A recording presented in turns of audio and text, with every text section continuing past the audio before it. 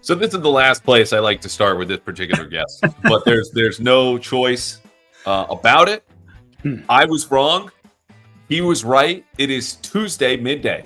First of all, that needs to be said because news and nuggets and rumors and interviews, everything's flying around. We are here today back with Mike Giardi, the Boston Sports Journal, someone who, unlike yours truly, Saturday saying, I think they'll fire AVP, he'll be the fall guy, Jerod Mayo will come back, and I was completely wrong. Mike was not only saying that the Krafts would fire Jerod Mayo, as he was less than 2 hours after Sunday's game, but that they should do it. And here's why. Since then, he has beaten me again, dropping a story this morning with Coach from players, calling out their former head coach, which we will get to later. But because of all of the news and the rumors and the nuggets and the interviews swirling around right now, again, it is 12:12 on Tuesday afternoon. We are going to work backwards and start with the latest news concerning Mike Vrabel, the odds-on favorite to become the head coach of the Patriots. Have I gotten anything wrong so far? It's been a habit as of late. I want to stop it, and I guess you're the guy I got to turn to. No, I think you nailed it. Although you could have been a little bit more over the top with your praise of me. You know, there could have been a few more flowers. When's the beer delivery truck coming to my house? Like, these are things that you got to think about here going forward. But in the moment, off the cuff, as things are changing, it was a decent effort by you. Yeah, look, I think we're all overdue for a few beers given the state of this franchise and for the last 5 seasons. I did my best not to come off as whiny in the last episode, but it just, okay, you correct me if I'm wrong here. The whole season was as disconnected and disorganized and put in positive thing there that you could find. Like, this was not about anything that we like about sports, and the losing was honestly the least troubling part of it. Yeah, it's funny because I think the perception of the media sometimes is that we're rooting for misery and being able to rip people, and we've witnessed a lot of bad football. After I was fortunate enough, obviously, to be here for the entire run of success of Brady and Belichick, and so I saw a ton of good football. I know, I'm sorry, but easy. So you expect eventually that that wasn't going to continue forever, and you were eventually going to fall back into sort of a hole. I just don't think you thought it was going to happen like this, and to be as rudderless and dysfunctional when, you still have the same ownership group and you still have some of the, or at least you're trying to live by some of the tenets that helped you be successful for 20 years. It's hard to watch. I think there were multiple times this year where I might've texted you and others before the game being like, I know we're not digging ditches here, but I don't really want to go to this game. Because I know what I'm going to see is not going to be good. And then I'm going to have to write again. This is bad. This is dysfunctional. It's I think we all got to the point where late in the year, especially, it was like, man, I could just take last week's story, change some names and the opponent and the location, and it's the same thing. And so, yeah, it was a slog. It's been a slog for the last couple of years. Good news, change is coming. Who knows if that is Mike Vrabel as we expect. But as I said, we're going to work backwards today. Okay, so right now, 12:14. As of this moment, this is what we know. Mike Vrabel, according to my guy, Doug Kyde, broke this news. We'll interview with the Bears tomorrow. According to our guy, shared guy, Mark Daniels, Matt's Live, he will also interview with the Patriots this week. And our former Patriots beat writer, Nick Underhill, of the famed Swamp Ass story in the Athletic 2019, the greatest piece of journalism ever produced, how Tom Brady manages swamp ass when taking snaps from his centers. A little bit of extra butter on the fingers. That line always stuck with me. Reports that Vrabel is expected to interview with the Saints. So what that means is Mike Vrabel is going to interview with every single team with a head coaching vacancy, since the Jaguars, who just released their list, but says, hey, Trent Baalke, the guy mostly responsible for this, he's going to stick around. So there you are. DeMarcus Covington, news just broke, according to Tom Pelissero, NFL Network, is going to interview for the Bengals defensive coordinator job. Okay, and the Patriots have requested, I can confirm, the one thing I've done correct in the last 48 hours. Can't confirm, they've requested an interview with Ben Johnson, everyone's favorite offensive coordinator, Lions maestro, who's currently on a bye week. That can happen as soon as Wednesday. No other known candidates. Now, let's get this out of the way first, because the question of who is starting to be answered, when is the next part, and here's the framework for this search. Per league rules, the Patriots cannot hire a head coach until they satisfy the NFL's Rooney Rule. What does that mean? 2 in-person interviews with minority and or female candidates. Okay. In-person interviews with coaches who are currently employed by the NFL. Any team in the playoffs or not cannot begin until January 20th. However, the Patriots can conduct an interview in person with Mike Vrabel if they wanted to, because, of course, he's not employed by an NFL team right now. They can also do this with guys in the college ranks. I don't know if they have any interest. Ron Rivera's walking around getting interviews. He would qualify.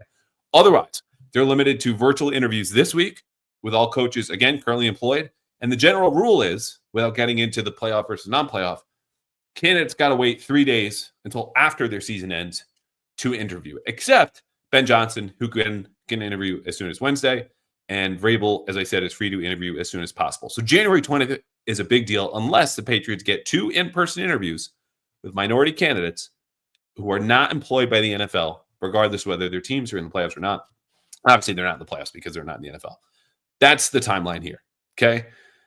What else have I not picked up from this Tuesday morning? Have you heard anything about Mike Vrabel as it stands right now? No, I mean, just reaffirming what I talked to people around the league yesterday, half dozen front office execs from around the league, just sort of texting, no phone calls, just texting and being like, what do you hear? What do you know? And they were all like, Vrabel.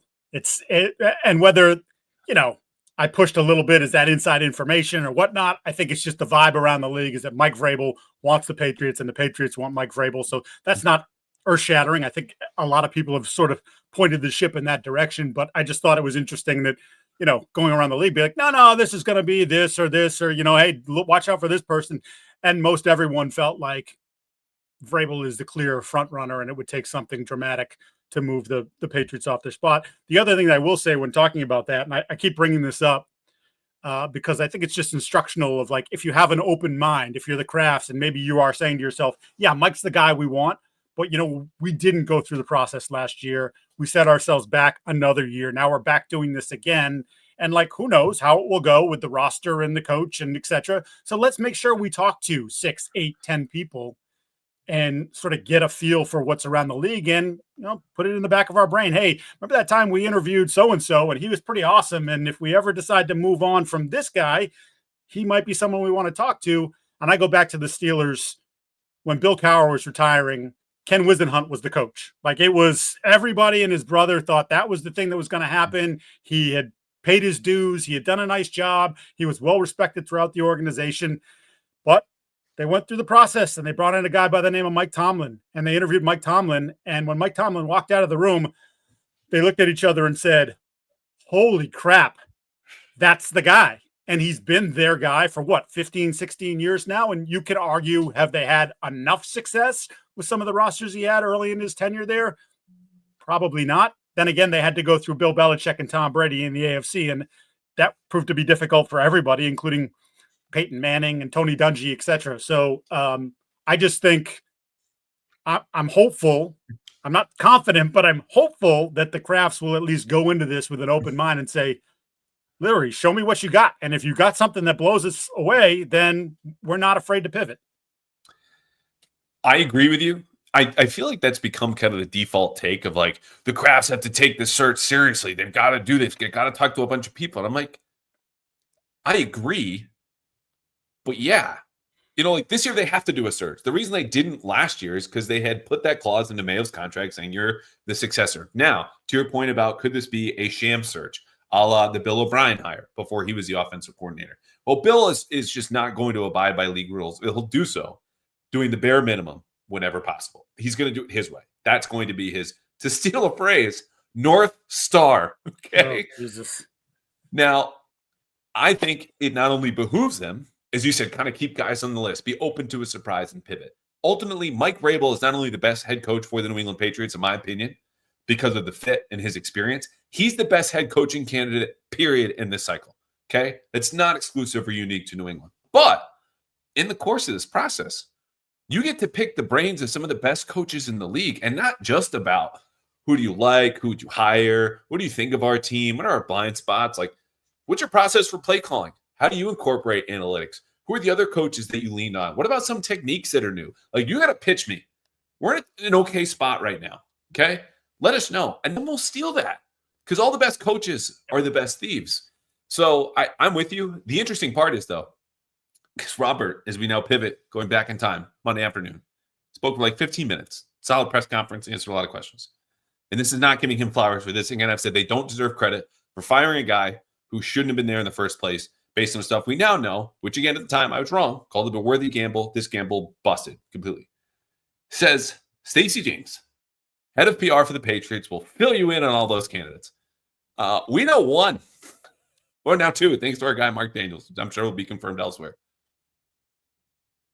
That doesn't seem like they're interviewing as many people as they think can give them the best chance to win, which is what Kraft committed to doing on Monday.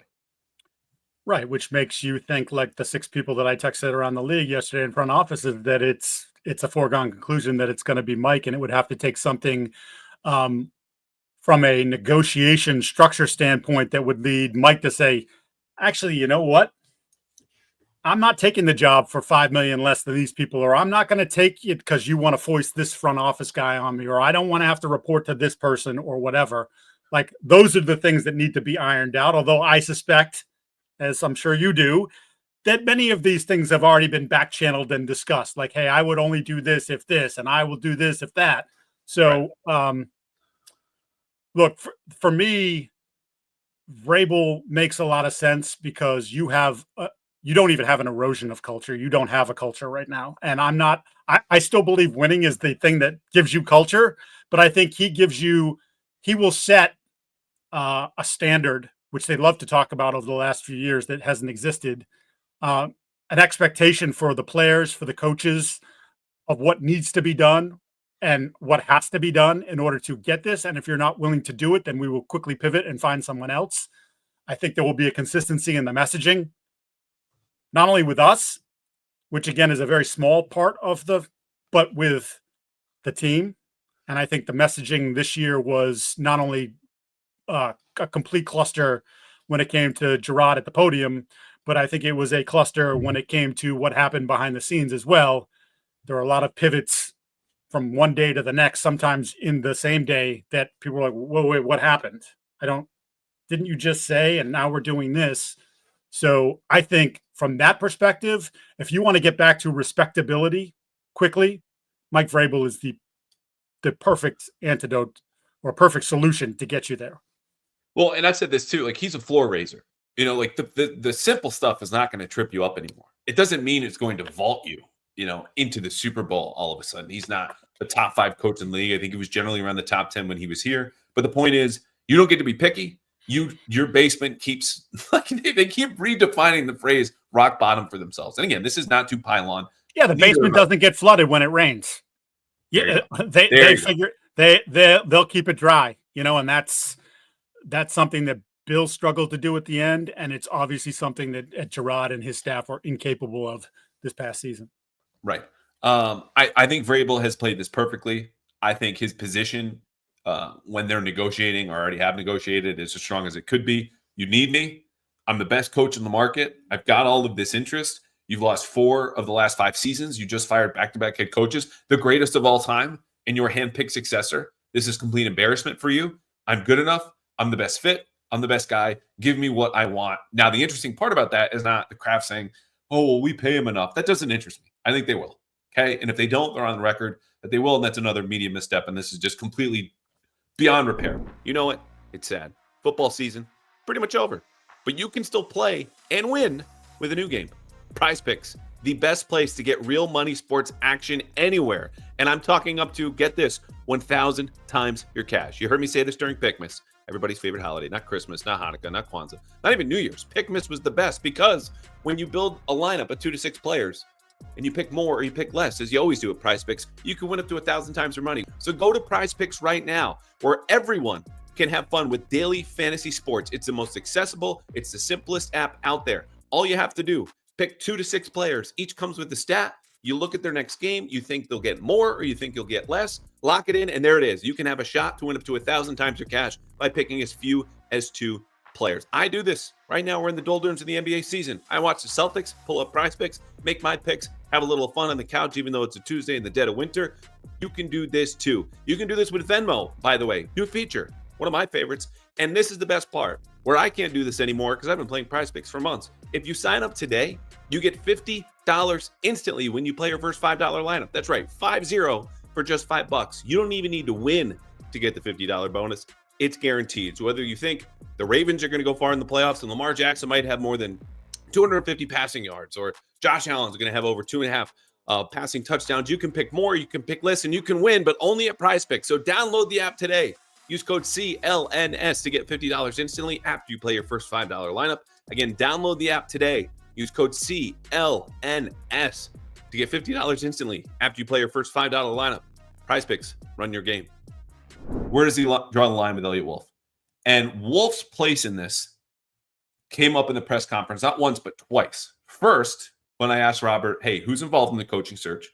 Who do you want? He says, Eliot Wolf, Lonzo Highsmith, and of course, Robert and Jonathan.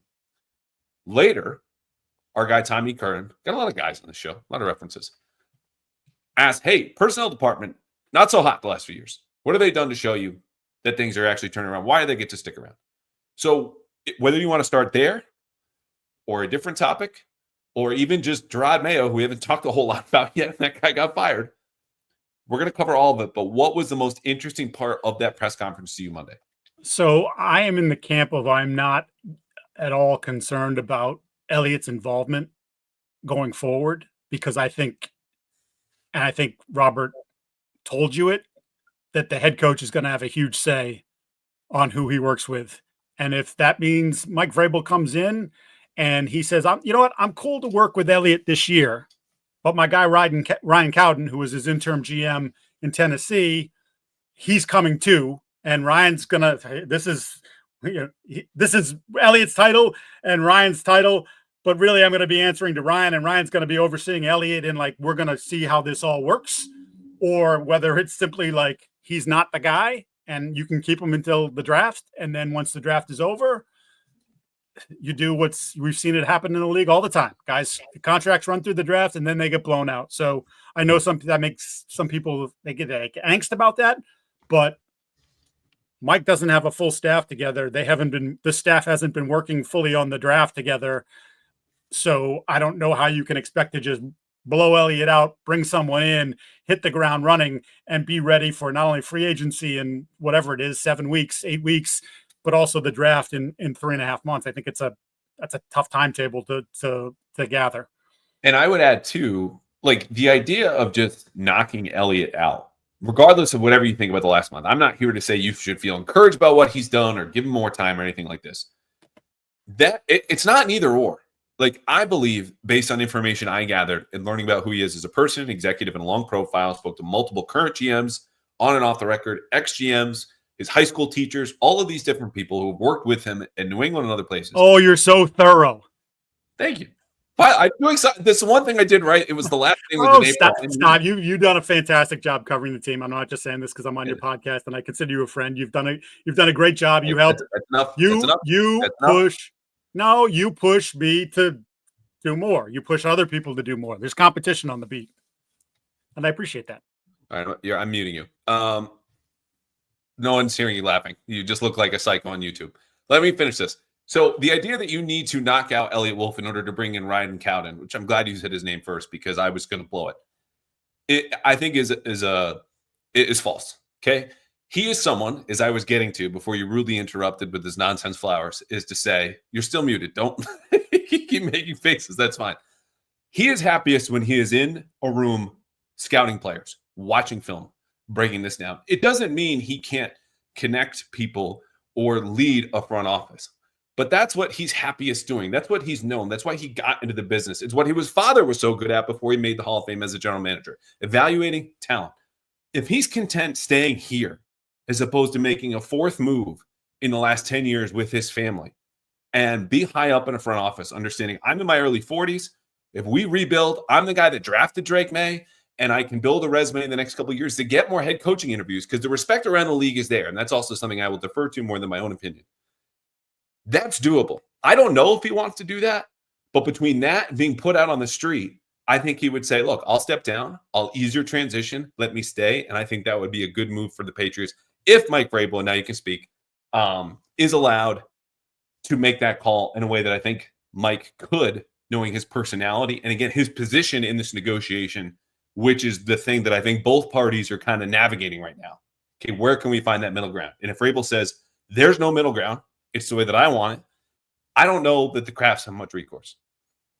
No, I would think that they wouldn't. They made a move. They have a vacancy, as you elocuted. He's the best candidate for the job for any team at this point. So, is that going to be the thing that you draw the line at and say, we're not going to move off of Eliot Wolf and we'll take the second best candidate or the third best candidate because we're unwilling to do that? Then you better be damn sure that Eliot Wolf is going to be in the Hall of Fame 20 years from now too. You know what I mean? Like that's a pretty bold proclamation to stick with a personnel front office type over the guy that can really impact change on the football field on a day-to-day basis. And as I mentioned, build up your culture. I'm not saying I'm not in the like, go, you gotta burn it all to the ground. I think that probably that's what's gonna end up happening is my feeling, is that it will get reset, but it could be that the full reset beyond the coaching staff doesn't happen with the front office until next year, right? Like, hey, let's try this. And like I said, bring in my people to help sort of oversee all this stuff or be in different positions of power. And, what's their feedback on these guys versus what's my feedback? And do we want to work forward with these guys? Or do we want to just say, nope, you're all with me in Tennessee or Cleveland or other places. I met you at a coach's meeting and we're best buddies and I want you in here because I like your vision. Then that's really possible. I just, look, they have, and this is another place where you can kind of sort of point the finger at the Krafts, where they hired the guy who the job was way too big for him and not equipped to do the job. But also, and Burt Breer's been on this for a long time, and I've definitely talked to people over the course of time, particularly in this last couple of years, about the structure of the front office, and they're behind the times on so many things. They don't have enough bodies up there. They don't have a proper system. They, as has been pointed out, Eliot's now, Robert said it yesterday, they changed the scouting, the grading system, which they didn't even get to really put into full use last year. So they're trying to transition, but that's like the smallest. There's so many more things that need to be done. I look at other front offices that have had success for, going on a long time now. Baltimore certainly being one where it's just like they built their own systems.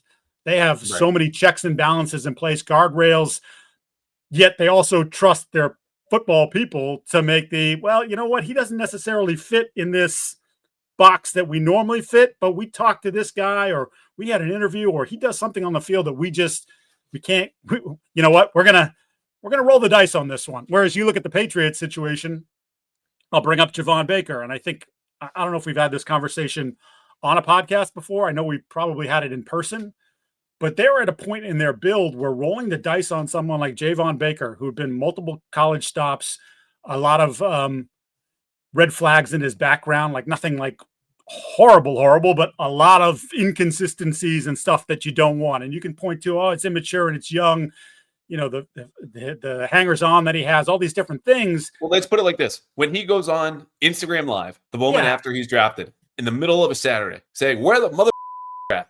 Yeah. That was not a surprise to people who had studied his background. No. And then when it continued, like not to that extent, but it continued during the course of the season where it's truculent and, moody. And like, it's like you brought him into a room and into a locker room period, not just a wide receiver room, but a locker room period that wasn't equipped to handle him. You're not far enough along in your build or your culture that you could plunk him in here and think that there's 50 guys in the locker room that are going to steer him in the right direction. No, there's a lot of different people pulling in a lot of different directions regardless. But then when you're losing on top of that and you bring in this sort of attitude, what did you expect was going to happen? So I think those other places, I bring up Baltimore because I just consistently have been for 20 years now, a really well-run organization beyond that they just seem to get it right. Not always, but they seem to get it right. And they seem sometimes when they do step out of their comfort zone for a player, it's because they have a plan for the player. And, oh, by the way, if the player doesn't fit, and even just that acquisition, Deontay Johnson, right? Came in here, didn't like what was going on, made his opinions felt, and they were like, could we still use him? Yeah, but screw him. Get out. We're not doing it. They're also, not to do a Ravens thing, and we're going to come back to Eliot Wolf and Alonzo Highsmith, because as Robert Kraft said, they're staying put. Okay, they're here. They're going to conduct the searches and sit in on those. I think that's wise, given two guys who have combined 5 decades of experience in the NFL and are also just around. I don't know who else you would trust more within that team, unless you feel comfortable at home with just Robert and Jonathan Kraft, maybe with Robin Glazer doing those interviews. I don't. That's me personally. But to the point about the Ravens, they're also an organization on the cutting edge of sports science, of analytics, okay, and risk management. And you look at a player like you just mentioned, we're going to bring someone in, we're going to have a plan for him, and we're going to commit to that. Lamar Jackson, okay? That was a wholesale pivot from the drop back passing game and Joe Flacco and that whole offense, and they committed to it, and they did the right thing. And he goes on to win 2 MVPs and everything. No, so it's as much about having an identity as an organization, building out and committing to those resources, and constantly adapting and upgrading in a way that this is on the Krafts, the same way that Mayo's hiring was, and the decay of the franchise post-Brady, right? But it even goes back further than that. So there's a lot more work to be done, which I wrote about today. Hey, it's great you fired Jerod Mayo. The job's not done. You need to stick the landing with Vrabel. Wolf will be in there. Highsmith will be in there. Well, we spent all this time talking about all this, the cap space, and like, will you? I know Bedard asked a question that was floating around yesterday about like, if you spend money on the coaching staff and you have to buy out this coaching staff, is that going to impact what you spend on the roster?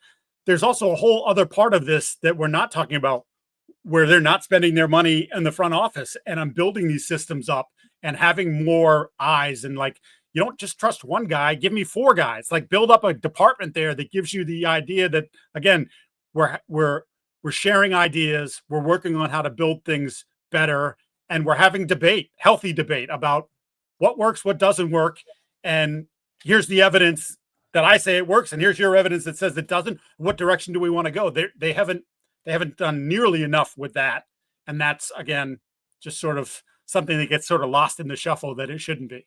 Yeah, diversity of ideas, in addition to the ability and interest in spending to do that. Now, I think the reason they may or may not have put the cheap conversation aside, and that might be the whole conversation, I don't know, but for now, tabling it, they won without that.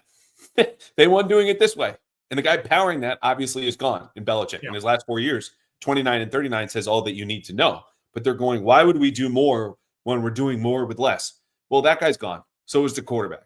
Now it's all on you. And whatever happens next will be a total and accurate and fair reflection and representation of who the Krafts have been, just as the last 4 years have been, as they fall behind the times as a franchise, and that's on them. Okay, so I know most of you still remember. It's only been about 5 years. The Patriots playing playoff football, the best of the best going head-to-head. That's what January and February is all about.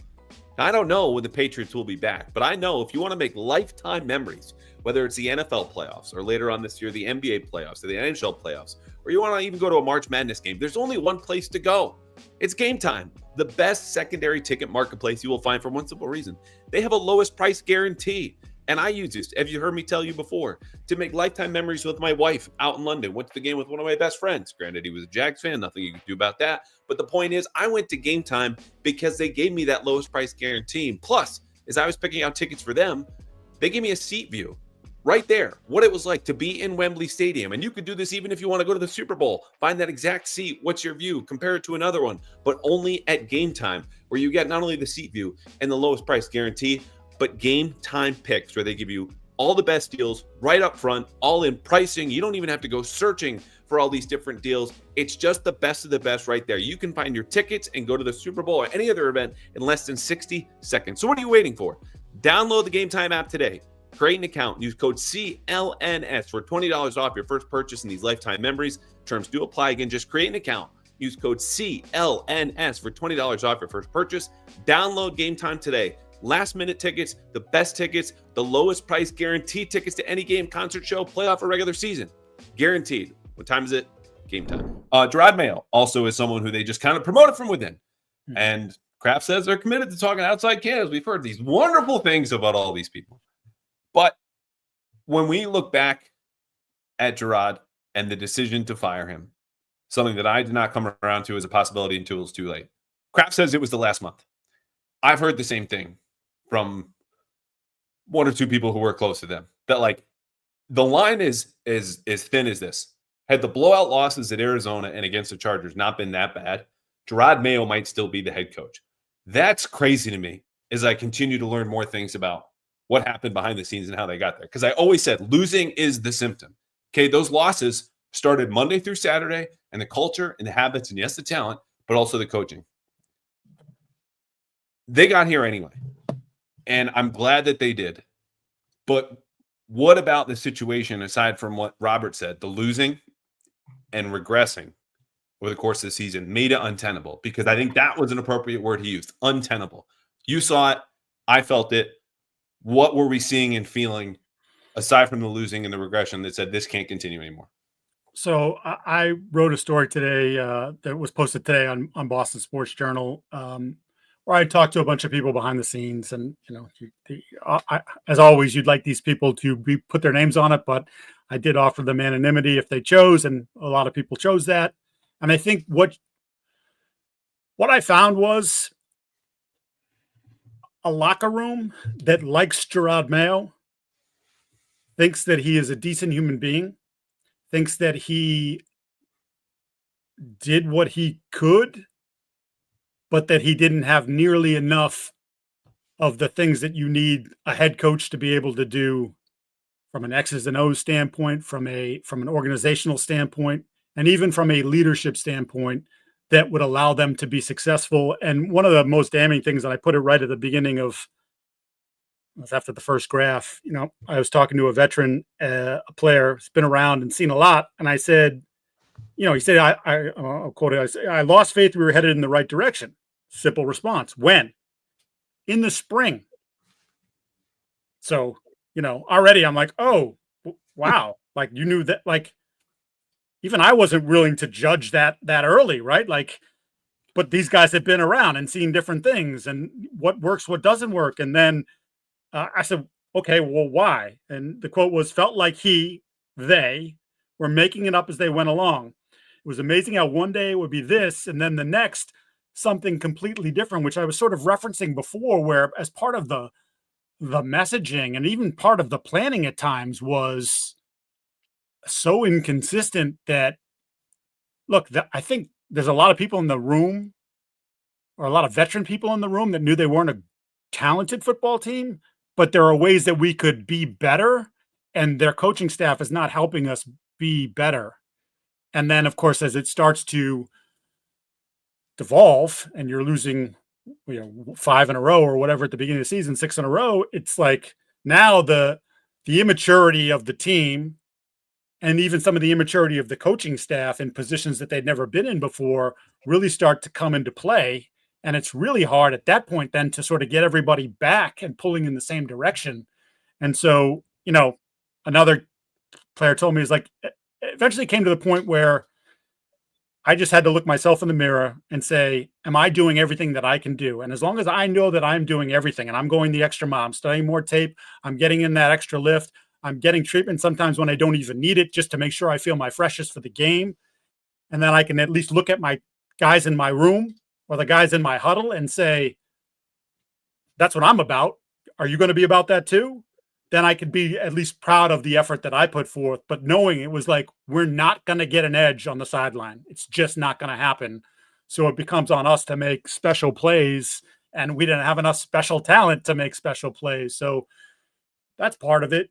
I'll give you this, as I kind of go on here, that I think there was a definite pull and pull between and we saw some cracks about this publicly. Eliot Wolf made a comment to our friend Henry McKenna from Fox Sports about sort of like, we thought, for instance, Jalen Polk was a plug and play guy, but I think we all thought that. We watched him in August. He looked like, the speed was going to be a little bit of a problem at times, but like, he looks like he's going to be one of your 2 or 3 best receivers, and he's not going to come off the field in passing situations. And then he looked like that in training camp, by the way. Yeah. We saw it. And then for whatever reason, week 1, week 2, it fell off, and they never got that kid back. Now, I think that says something about the kid too. Yeah. However, like, you're a coach. I think the front office looks at it and says, there are better players there that you just didn't develop. And the coaching staff looks at him and says, you gave us chicken shit and want us to make chicken salad. And quite frankly, like, there was another quote in there, like, we're asking the guys to do the basic things, and it's actually asking them to play above their level, that they're not capable of it. So it becomes like this, all right, well, this is how we play, and we've really stripped it down, and he still can't do it, and we don't have anyone else. So then what, like, how do we do it? So that push and pull certainly didn't help, Jerod and the coaching staff's cause as the season played out. We have some breaking news. Ooh. You ready? Mhm. Byron Leftwich, currently an unemployed coach, is interviewing for the Patriots head coaching job today, according to Mike Jones of The Athletic. That says to me the Patriots are going to move fast on Mike Vrabel, as promised, and this search, based on the little information that we have, which might not be the complete picture, are ready to hire him maybe by the end of this week. That's how I read into this. The key will be, of course, if this interview with Byron Leftwich is in person, like we talked about at the beginning. If it is, they just satisfied half of the Rooney Rule.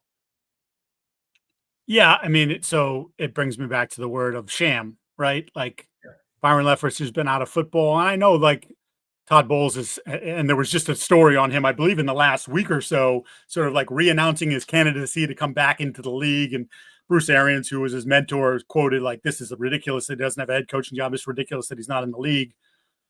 But this is an easy way to check a box because I just, you're going to hire someone who's never been a head coach. You just did that. Not only that, but the guy's been out of the league for at least, I think, 2 seasons, right? So, yeah. Also, I would say probably close to Tom Brady, who might have, again, purely reckless speculation, called in a favor for his pal Robert. But look, and maybe maybe Byron Leftwich says some things that make them think, "Ooh, what's Vrabel's plan as an offensive coordinator?"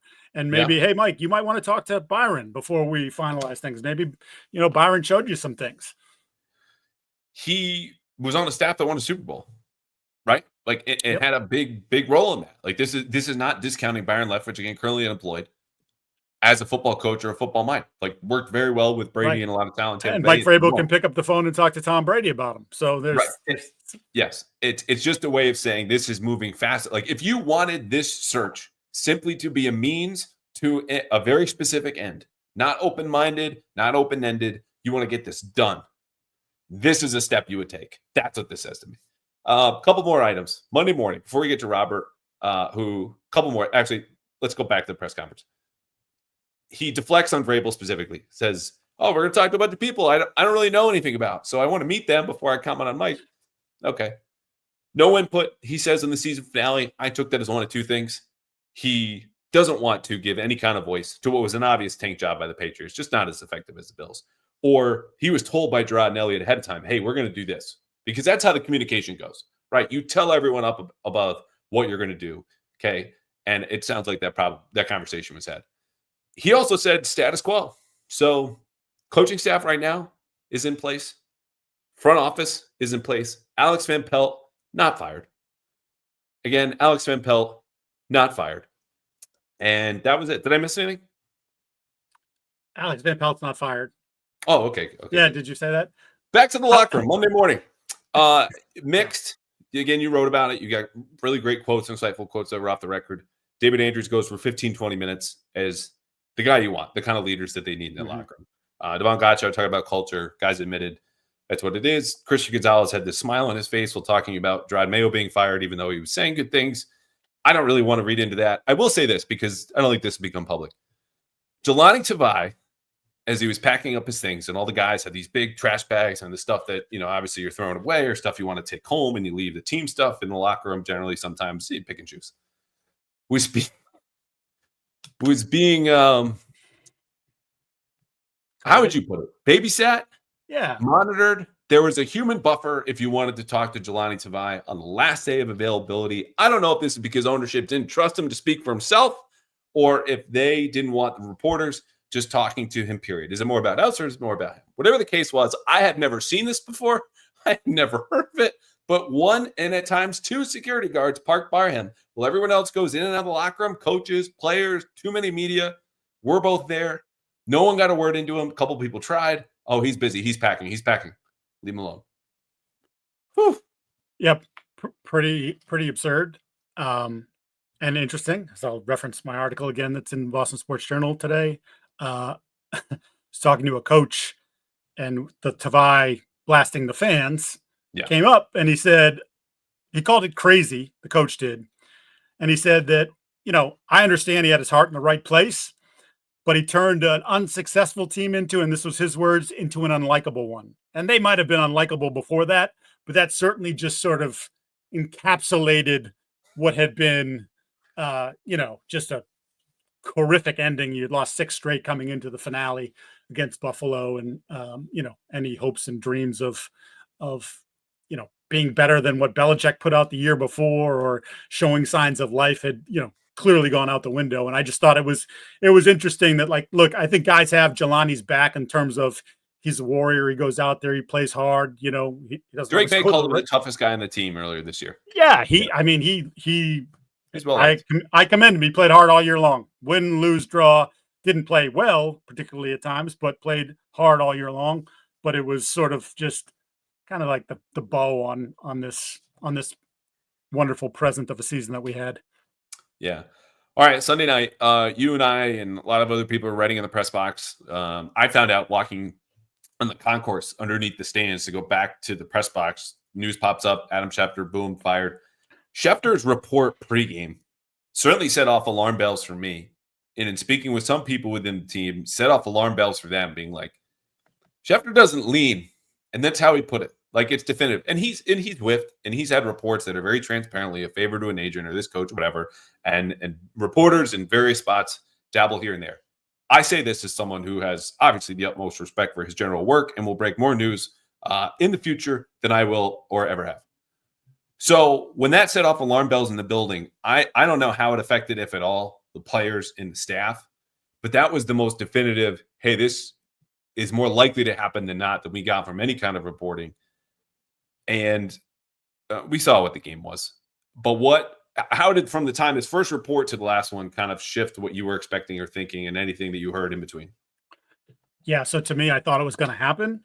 I just didn't expect it to happen 90 minutes after the football game. I think that was sort of, and even with that being put out there, I'm like, when I first read it, I'm like, is he just, I mean, he's just saying what we know is going to happen, but it's still not going to happen until Tuesday or Wednesday. And that was my vibe. My feeling was that he wouldn't quite get the Belichick treatment and drag it out for several days out of sort of respect for Bill. And they obviously had to negotiate some things behind the scenes, but like, oh, I made this so personal, I'm just not going to pop him right away. Yeah. I'm going to pretend like I'm giving him a chance to save himself and save his coaching staff, or come up with other plans and sort of feed it to the media in that regard, and then do what I was going to do all along, which was say, thanks for your service, but it's not working. So I guess that sort of pushed it more like, oh, this could happen a little bit sooner than I thought. But again, I still did not think it was going to happen 90 minutes after the game. You said you were on the concourse. I don't go back up into the press box post game. After I come down, I go locker room, bounce between the locker room and the press conference room where the players come and Mayo comes, or head coaches. And then I write in there. I just tend to, it's Dan Roach is doing TV. It's Dan Roach, his 3 other people, his crew members, and it's me in that room generally. And it's just sort of my habit. I don't, this is going to sound, I don't like to hear other people's like pounding on their keyboards. Click, clack. Yeah. It drives me nuts. I like to just sort of be in my own world and listen to Roachy say dumb things to me while I have my headphones on. Reese is in there too. Very fair. But legitimately, all of a sudden, I just happened to look down and I was like, oh. And I called Bedard, and I was like, it happened. He's like, get out. I was like, no, he was obviously doing his thing and not looking at Twitter. And, then it was sort of, okay, I've already written 700 words here. I'm going to have to, sort of pivot and try to get something out quicker. But yeah, and look, I think we've seen here in the last 24 hours or so, just the player reaction of being just a shock. Like, we didn't get to say goodbye. He went, by all accounts, Mayo went to his coaches in the sort of in the area where they're having food after the game, and was like, just got fired.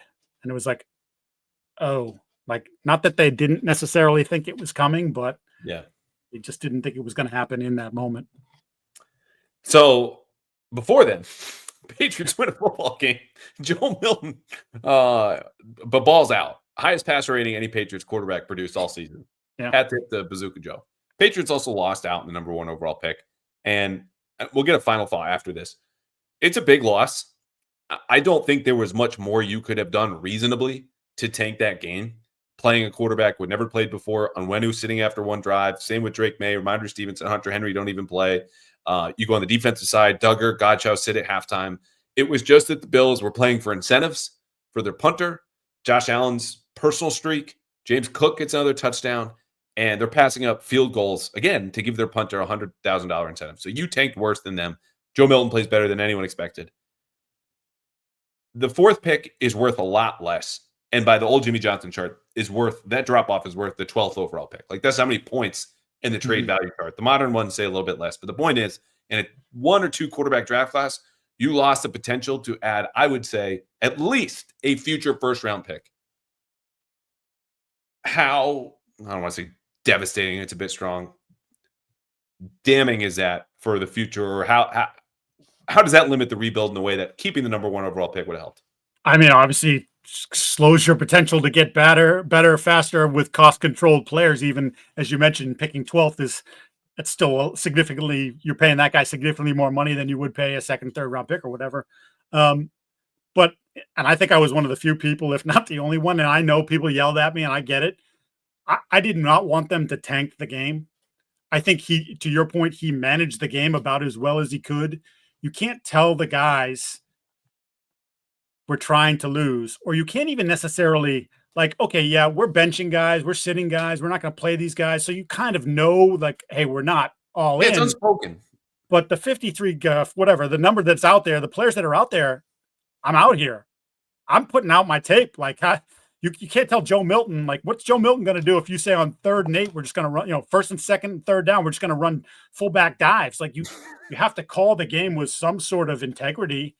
And they did. And I think, as you said, I think Joe played a lot better than anybody could have imagined. So I think it became apparent early on, like, oh, he's in a good groove. And there was probably not enough talk going into it about the Bills. We knew the Bills didn't give a crap. Yeah. But I don't know that we knew the extent that they wouldn't give a crap. And yeah, they out tanked you. they when you're passing up points, which they put in Mike White, who they signed off the street or to their practice squad, whatever it was, like 2 weeks ago. Yeah, they're like, Mitch Trubisky is too good for us to tank right now. That's how they were tanking. By the way, Mitch Trubisky's still the quarterback after all these years that on 3rd and 15, he throws the ball 7 yards. On 3rd and 8, he throws it 4 yards. On 3rd and 4, he throws it 2 yards. Anyway, neither here nor there. They did a better job of out-tanking you. And I didn't think they'd want to win the game.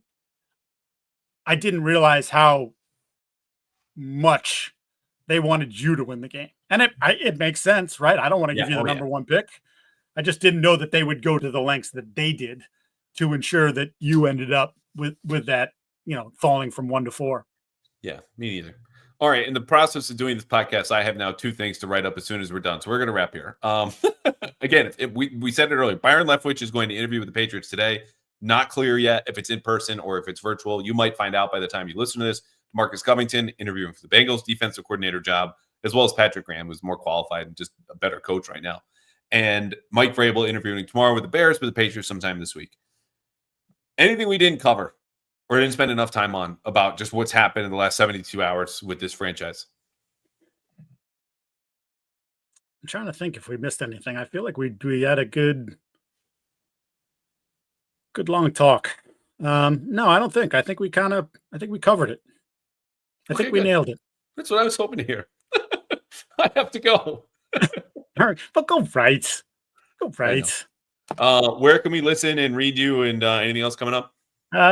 So we did the All 32 pod yesterday on the Mayo firing and other happenings around the league. We'll have another one later in the week. I had the article today on Boston Sports Journal, sort of the behind the scenes commentary on what happened. And, we'll just be all over like you. I have to write now too. I just wasn't complaining about it, about things that are happening. And I do expect quickly, right? Do you think you said Friday, like Monday feels like Vrabel?